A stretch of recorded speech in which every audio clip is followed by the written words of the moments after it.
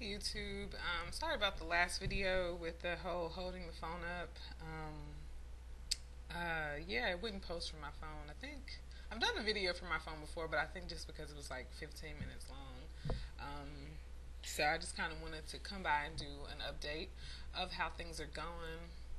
Well, after that video, I went in for blood work the next day, and everything was good. My LH was still surging, and they said that there was a possible chance of doing an egg retrieval that day, based on blood work. But I didn't hear from New Hope, and I'm like freaking out.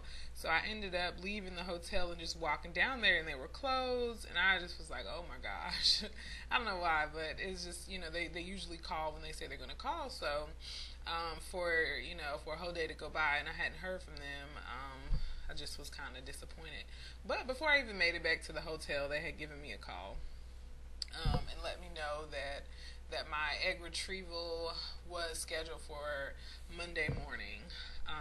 So I'm like nervous. I'm praying all morning. I do get good sleep. I'm nervous and praying, because I've never really had any. I've never had like stitches, no surgeries, no nothing. So I'm not used to any kind of surgical procedures. They really freak me out.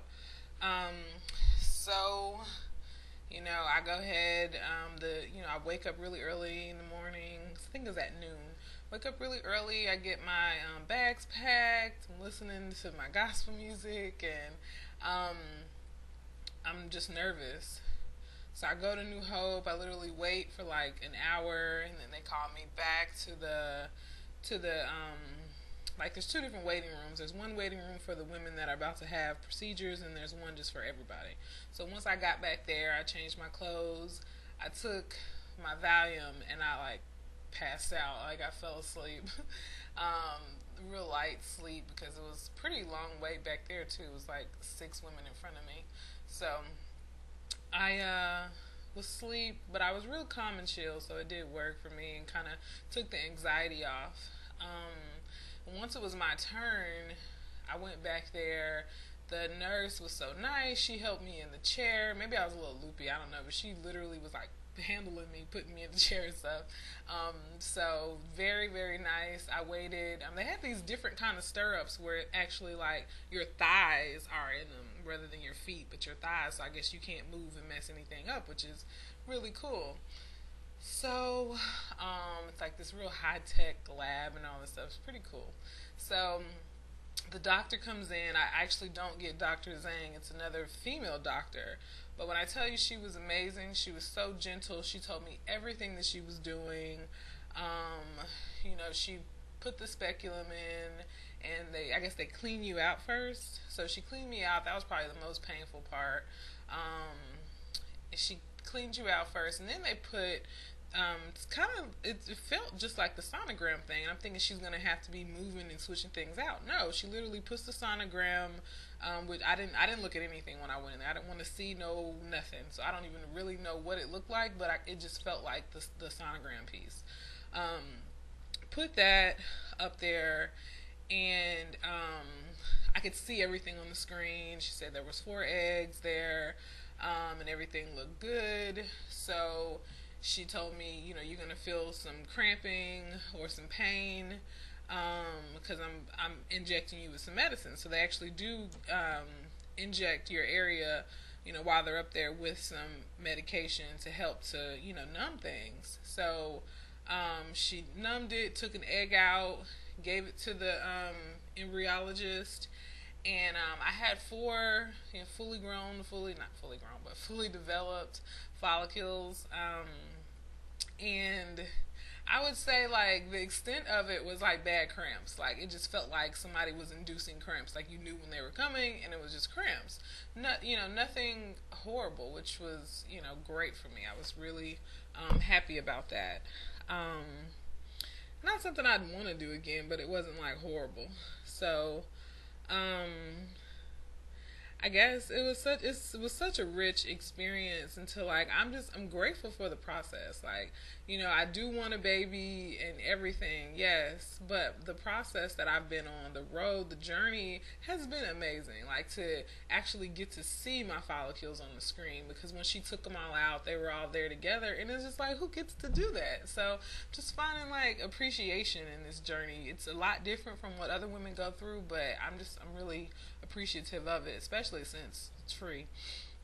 So, at the end of it, I was just overwhelmed with emotion, and I just like kind of cried in the waiting area. It was just an amazing feeling. She was like, they look good. They were all fully developed. No, well, one is kind of, and there was actually one that looked like, I know it looked like it had already split, which I know is impossible, but it looked like, all the other ones were like the same size. This one was like two. I don't know, but they said it was normal, so I don't know. So kind of had a little moment, and then after that, I put my clothes on. They gave me directions. They called me, I think Tuesday, to let me know how they were doing, and then I get a call on Monday, which is tomorrow, to know my fertilization report. So the call on, not fertilization, no, not fertilization, but my freeze report. On Tuesday, they called and told me that all four fertilized, and they were great, doing what they're supposed to do. So I'm like, all right, my girls are listening. They're listening. Because I was definitely talking to them. I was praying. I was talking to God about it and all this stuff. And I was pretty confident that they'd all fertilized. So now they're growing in the lab, and I haven't. They gave us a number to call to check. I haven't checked. I'm not really. I can't do the whole, are we there yet? Are we there yet? Are we there yet? Give me a date, okay? You're going to call me on the 22nd. Okay, I'll wait for your call on the 22nd. I can't keep following up because, then I'll have more to obsess about, more to research about, and I'm just like, I'd rather just wait. Kind of like when I freaking got my first lab results to see if I ovulated, how I can barely wrap up my term because I'm doing so much research on something I don't really even completely understand, and just going through stress over it, trying to figure it all out myself. So I'm just like, you know what, I'm just gonna let them tell me what's going on. So I haven't called. I haven't really even wanted to. I don't like the edge of my seat feeling. Also, once the eggs are transferred, I am going to wait till my beta to test. I'm not going to test I'm not going to test until my HCG leaves and then watch it come back. I can't do that. My hat goes off to people that can.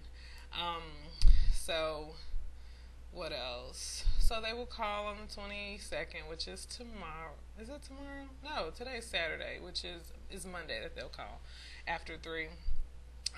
So once I get that call, then I'll get directions on what's next.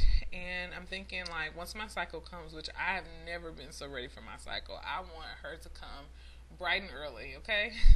So, but once she comes, cycle day 3, I'll go get another, I believe I'll go get another, like, ultrasound, whatever, and to see how my lining is doing.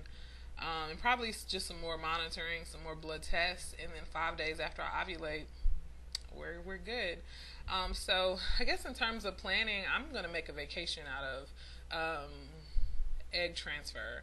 I'm going to go to New York probably for like a week. I'll probably go after, maybe like the day I'm suspected. No, maybe like the day after I'm suspected to ovulate, and stay for like a week. So I can, go down there and have fun kind of before the transfer, get a break from work, and then do a transfer, maybe spend one night, and then go home and enjoy getting my BFP. So, but everything is positive, everything is going well. So, thanks for listening.